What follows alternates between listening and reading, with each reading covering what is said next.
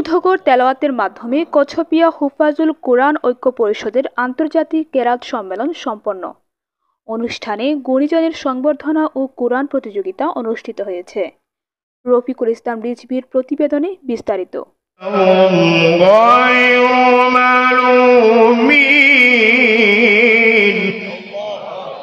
ঢাকা ও কলকাতার বিখ্যাত কারীদের মনোমুগ্ধকর তেলাওয়াতের মাধ্যমে কচ্ছপিয়া হুফাজুল কুরআন ঐক্য পরিষদের আন্তর্জাতিক কেরাত সম্মেলন সম্পন্ন হয়েছে।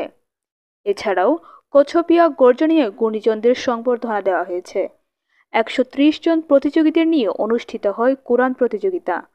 এই প্রতিযোগিতায় কক্সবাজার জেলা ও নাইক্ষ্যংছড়ি উপজেলার অংশগ্রহণকারীর মধ্যে প্রথম হয়েছে কক্সবাজারের পেকুয়া থেকে তামিমুল ইসলাম। 30 নভেম্বর দিনব্যাপী অনুষ্ঠান সূচির মধ্যে রয়েছে সকাল 10টা থেকে দুপুর 3টে পর্যন্ত কুরআন প্রতিযোগিতা ও পুরস্কার বিতরণ, বিকেল 4টা থেকে গুণীজন সংবর্ধনা ও সন্ধ্যা থেকে দেশি বিদেশি কারীদের কুরআন তেলাওয়াত।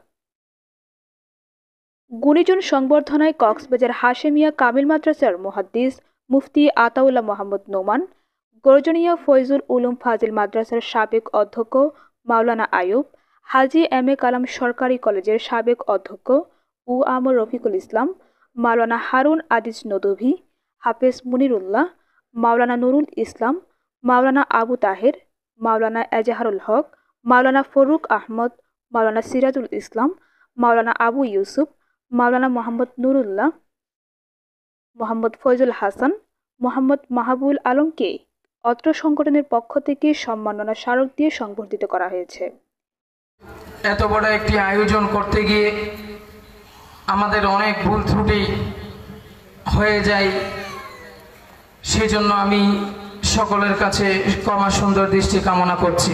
আর্থিক সার্বিক পরামর্শ সব কিছু আমরা সর্বদা পাই, সেজন্য আমি সংগঠনের পক্ষ থেকে গর্জনীয়া বাজার ব্যবসায়ী সমবায় সমিতির সকল সদস্যদের আন্তরিক কৃতজ্ঞতা জ্ঞাপন করছি।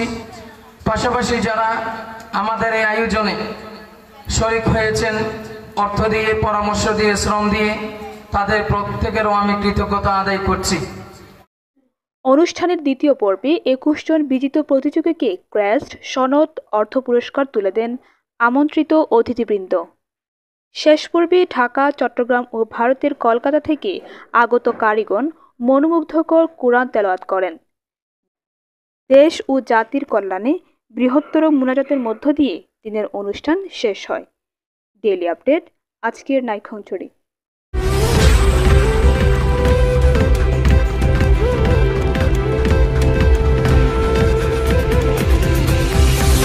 আজকের নাইক্ষ্যংছড়ি।